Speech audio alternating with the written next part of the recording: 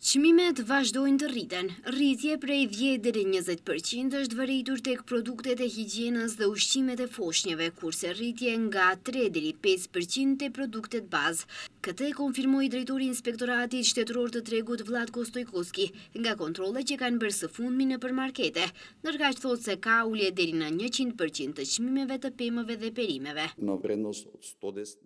Ka rritje të caktuara të çmimeve në treg, tek shitjet me pakicë, ndërsa tek shitjet me shumicë kryesisht çmimet janë kthyer sikur ishin para vendimit. Ka rritje të caktuara nga 3 deri në 5% tek produktet bazë, kurse tek produktet e higjienës për higjenë personale, ushqim për foshnjë dhe pelena për foshnjë, rritjet dalin nga 10 deri në mbi 20%, ndërsa ka ulje çmimeve nga 20 deri në 100% tek pemët dhe perimet. Ndërkaq i pyetur për përforcimin e kontrolleve në objekte hotelierike pas tragjedisë në diskotekën Puls, Stojkoski tregoi se kanë vërejtur parregullsi të shumta.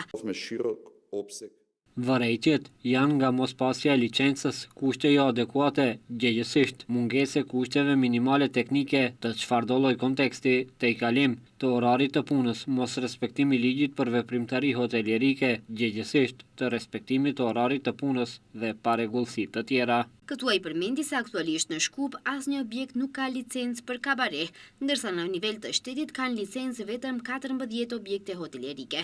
Duke treguar për punën e inspektoratit, ai tha se nga 1 nëntori 2024 deri më 15 qershor 2025, Inspektorati Shtetëror i Tregut ka realizuar gjithsej 17.359 kontrolle, nga të cilat janë dhënë 4.552 urdhër pagesa në vlerë prej 110 milion e 185.483 denarëve.